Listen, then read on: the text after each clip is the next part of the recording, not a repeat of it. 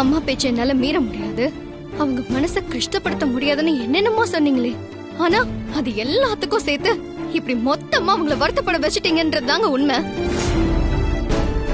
வீட்ல ஃபங்க்ஷன் ஏற்பாடு பண்ணிருந்ததால அப்பாவும் அம்மாவும் இத பத்தி பொறுமையா பேசிக்கலான்னு தான் அமைதியா இருந்துட்டாங்க.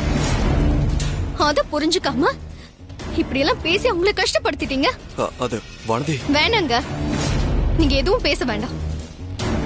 உங்க மேல அம்மா எவ்வளவு அன்பு வச்சிருந்தாங்க, நான் எவ்வளவு மரியாதை வச்சிருந்தேன் தெரியுமா? உங்க அம்மா கிட்ட நீங்க சொல்ல தயங்கினத நான் அன்புன்னு நினைச்சேன். வானதி நான் இத சொல்ல பாருங்க, நீங்க அப்படி நடந்துக்கிட்டதுக்கு எந்த காரணமும் சொல்லி அதை நியாயப்படுத்த நினைக்காதீங்க. நீங்க பண்ண அசிங்கத்தை யாரும் மன்னிக்க மாட்டாங்க. உங்களை பாக்குறதுக்கே எனக்கு கஷ்டமா இருக்கு. நீங்க போறீங்களா இல்ல நான் போகட்டுமா?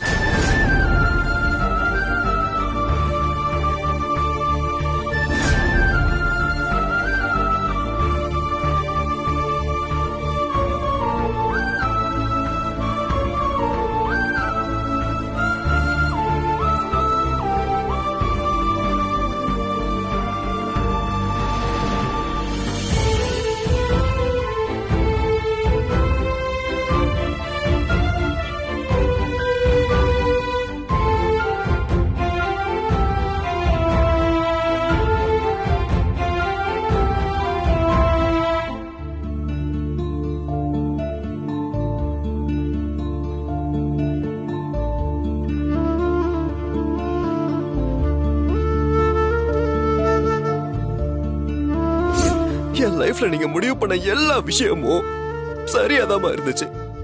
ஆனா கல்யாணம்னு வரும்போது மொத்தமா தப்பாயிடுச்சேம்மா. கல்யாணமாகி இத்தனை நாள் ஆகியும் உங்க மருமக இன்னும் கன்னித்தன்மையோட தான் இருக்காங்க. எனக்கு பிடிக்காத ஒரு பொண்ணோட என்னால அட்ஜஸ்ட் பண்ணி வாழ முடியாதுமா.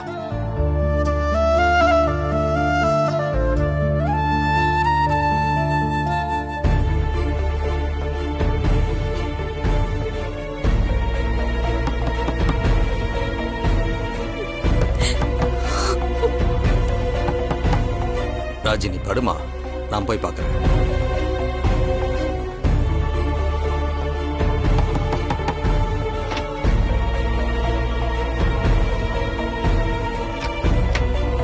என்னப்பா?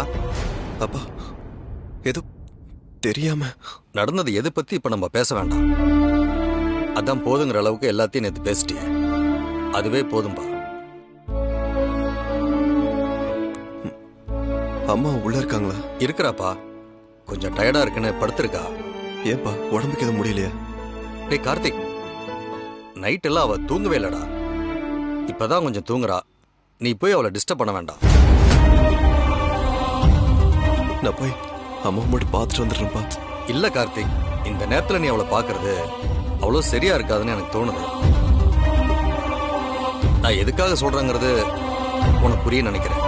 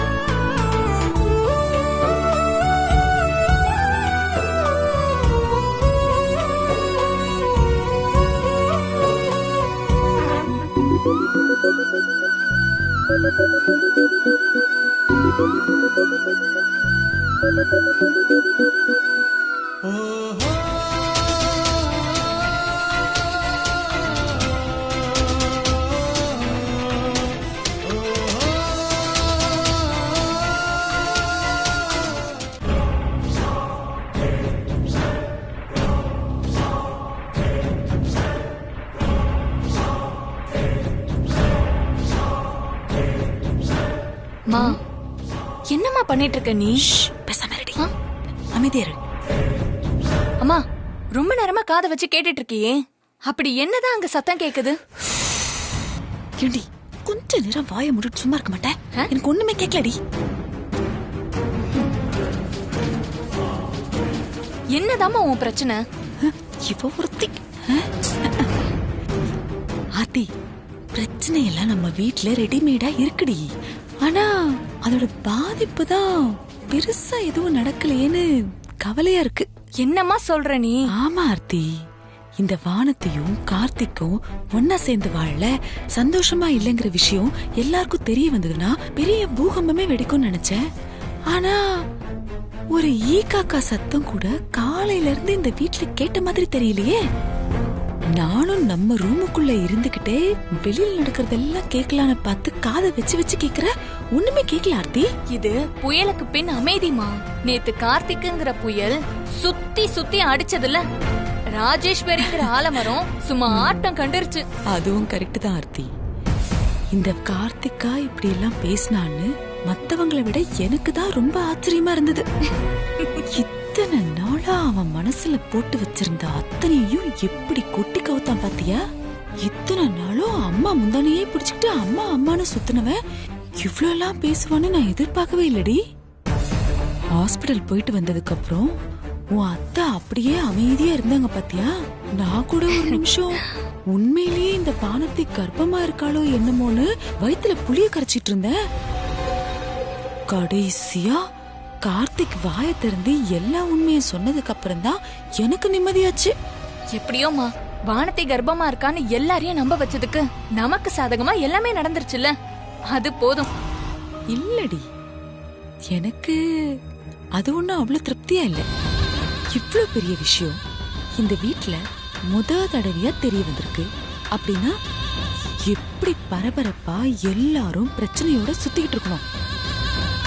சரி, நைட்டு ஏதோ கார்த்திக் பேசிட்டு மயக்கம் போட்டு விழுந்ததுனால எல்லாரும் அப்படியே அந்த நேரம் அமைதியாயிட்டாங்கன்னு பார்த்தா, எழுந்ததுல இருந்து நானும் பாக்குறேன் ஒருத்தர் கூட அந்த விஷயத்தை பத்தி நடந்த மாதிரியே காமிக்கல, எதுவும் பேசவும் இல்ல, இவ்ளோ அமைதியா இருக்காங்க.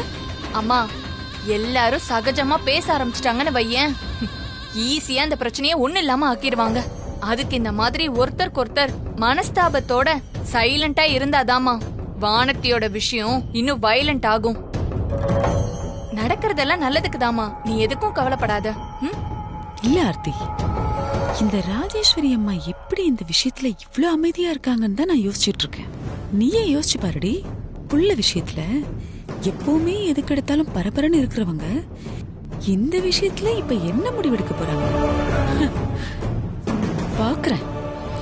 எப்பவும் தான் புடிச்ச முயலுக்கு 3 காலுன்னு அடம் பிடிக்கிற ராஜராஜேஸ்வரி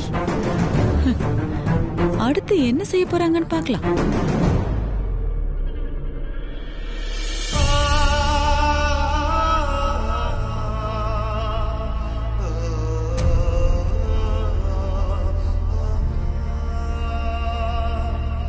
அதான் போதுங்கிற அளவுக்கு எல்லாத்தையும் நேத்து பேசிட்டிய, அதுவே போதும்.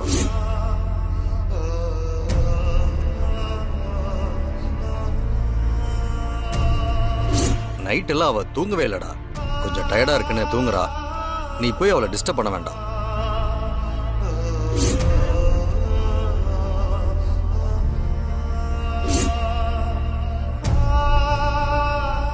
டிரைவர், கார் எடுங்க போலாம்.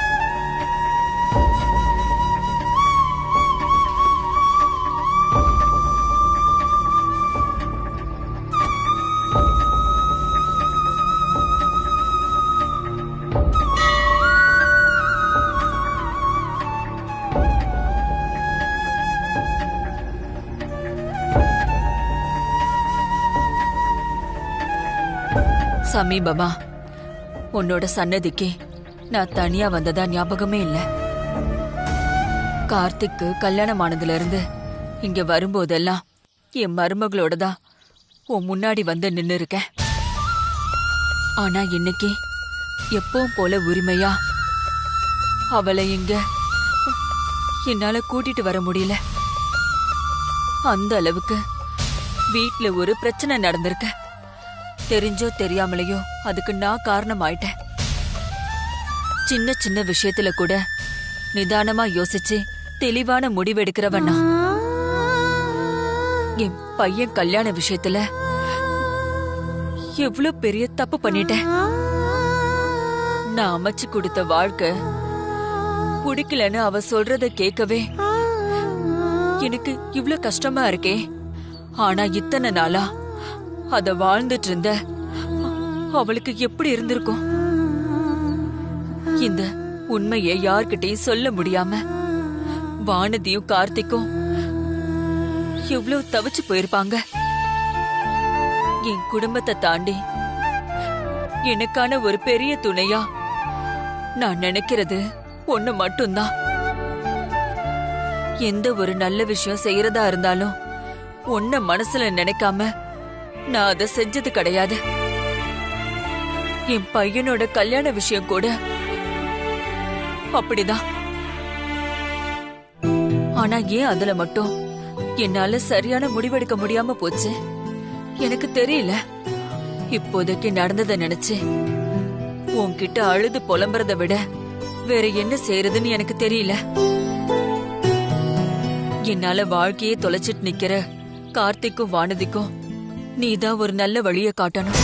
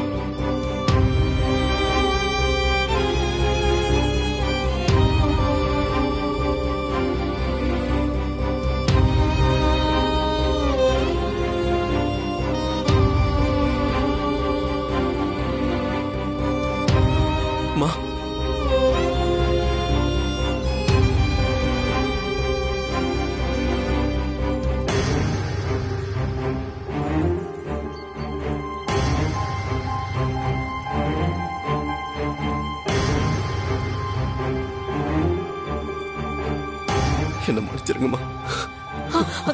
கார்த்திக், என்ன என்ன அர்த்தம்? நேத்து அந்த மாதிரி நான் நடந்திருக்க கூடாதுமா. என்ன பேசுறேன் என்ன செய்யறேன்னு கூட தெரியாம ஒரு வேகத்துல என்னென்னமோ பேசிட்டம்மா. சத்தியமா சொல்றேம்மா, எங்களை பத்தின உண்மைய உங்ககிட்ட சொல்லணும்னு நினைச்சனே தவிர இப்படியெல்லாம் பேசி உங்களை ஹர்ட் பண்ணுன்றது என்னோட மோட்டிவ் கிடையாதும்மா. எனக்கு என்ன ஆச்சு, நான் ஏன் அப்படி பேசினேன்னு எனக்கு எதுவுமே தெரியலம்மா. எல்லாரும் முன்னாடியும் உங்ககிட்ட அப்படி பேசினதுக்கு ஐம் சாரிம்மா.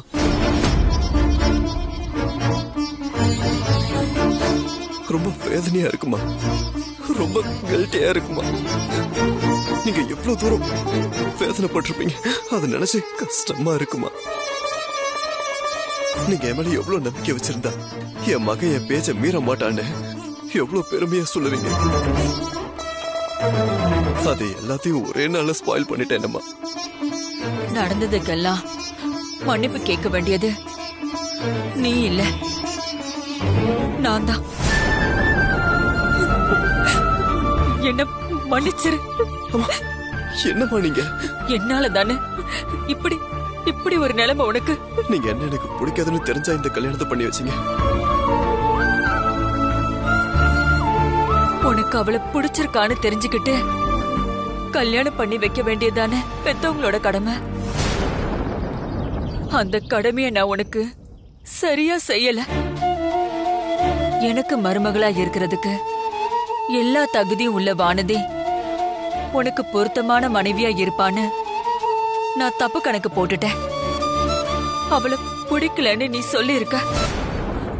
ஆனா கொஞ்ச நாள்ல எல்லாமே சரியாயிடும், நீ மனசு மாறிடுவேன்னு நினைச்சேன். ஆனா என்கிட்ட எதையுமே சொல்லாம எல்லாத்தையும் சகிச்சுக்கிட்டு பொறுமையா இருந்திருக்கா. இதுவே அவ இடத்துல வேற ஒரு பொண்ணு இருந்திருந்தா அவளோட வாழ்க்கைய பத்தி தான் அவ யோசிச்சிருப்பாளே தவிர நிச்சயமா என்ன பத்தி அவ யோசிச்சிருக்க மாட்டா. இப்படி நீங்க 2 பேருமே எனக்காக யோசிச்சு உங்க வாழ்க்கைய தியாகம் பண்ண அளவுக்கு நான் உங்களை பத்தி யோசிக்கலேங்கிறதுதான் வருத்தமா இருக்கு. அம்மா அதெல்லாம் ஒண்ணும் இல்லம்மா. இல்ல கார்த்திக், தப்பு எல்லாமே என்னோடதுதான்னு எனக்கே தெரியுது. உங்க கல்யாண விஷயத்துல நான் எடுத்த ஒரு தப்பான முடிவு உங்க 2 பேரோட வாழ்க்கையையும் பாழாக்கிடுச்சு. வானதி ரொம்ப பாவம் கார்த்திக். அவ அப்பாவி. என்ன நம்பினதை தவிர வேற எந்த தப்பும் செய்யல அவ. இத நான் எப்படி சரி பண்ண போறேனே தெரியல.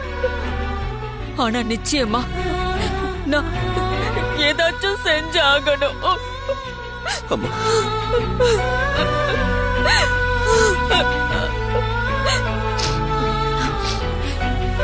கார்த்திக், எனக்கு கொஞ்ச நேரம் கோயிலே இருந்துட்டு வரணும்னு தோணுது. நீ வீட்டுக்கு போ, நாம அப்புறமா பேசிக்கலாம். சரிம்மா, சீக்கிரம் வந்துருங்க.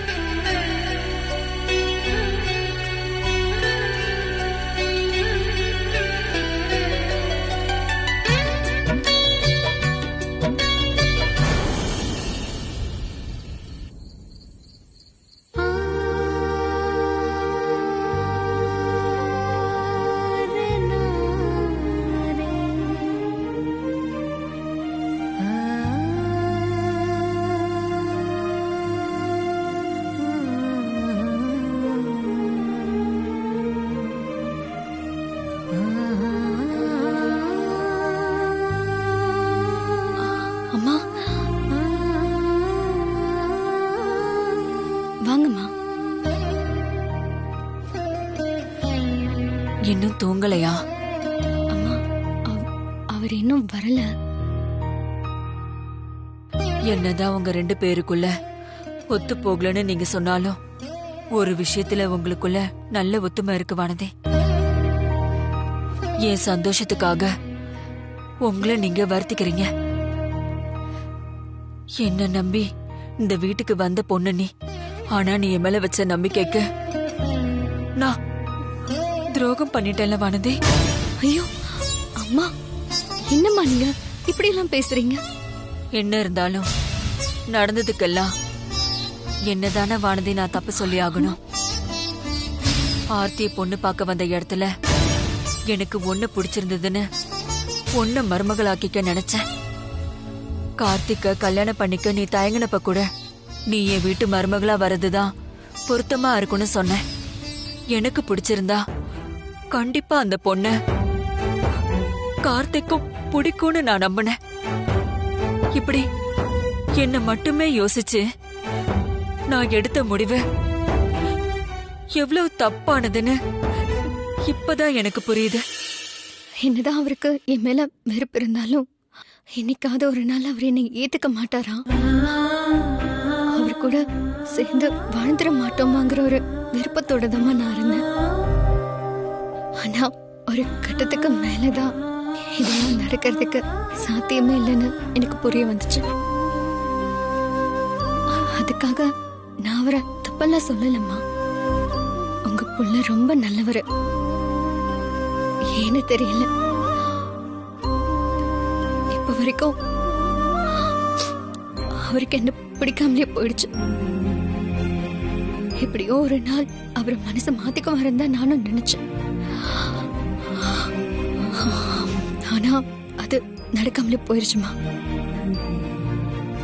என் விதி இப்படி இருந்தா அது யாரால மாத்த முடியுமா? என்ன சந்தோஷப்பட வைக்கிறதுக்காக எத்தனை நாளா நீ சந்தோஷமா இருக்கிற மாதிரி நடிச்சிருக்க. எனக்காக நீ உன் வாழ்க்கையே தியாகம் பண்ணிருக்க வானதி. ஐயம்மா, அப்படி அப்படியெல்லாம் இல்ல. நீ அதை ஒத்துக்கலனாலும் இதுதான் உண்மை. நான் எடுத்த ஒரு தப்பான முடிவுனால இப்ப உன் வாழ்க்கையே கேள்விக்குறியா இருக்கு. இது எல்லாத்தையும் சரி செய்ய வேண்டியது என்னோட கடமைதான்னு எனக்கு தெரியும். இருந்தும் கார்த்திக்க இந்த விஷயத்துல கட்டாயப்படுத்த விருப்பம் இல்ல வானதி. கொஞ்சம் கூட பிடிக்காத வாழ்க்கைய எனக்காக இத்தனை நாள் அவன் வாழ்ந்ததே போதும். இனிமே அவனோட விருப்பம் என்னவோ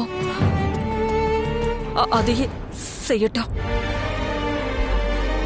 தெரிஞ்சோ தெரியாமலையோ உன்னோட இந்த கஷ்டத்துக்கெல்லாம் நான் காரணமாயிட்டேன். உனக்கு சாதகமா நான் இத சரி பண்ண முடியலனாலும் உனக்காக நான் ஏதாச்சும் செய்யணும்னு நினைக்கிறேன். இதுல நகையும் கொஞ்சம் பணமும் இருக்கு, வாங்கிக்கோ.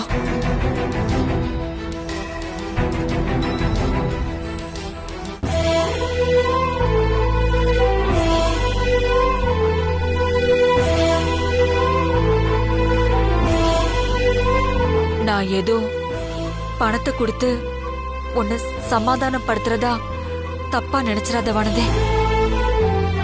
என்னன்னு தெரியல, திடீர்னு இதெல்லாம் உன்கிட்ட கொடுக்கணும்னு தோணுச்சு, அதான் கொடுத்தேன். எனக்காக இதை நீ எடுத்துக்கோ.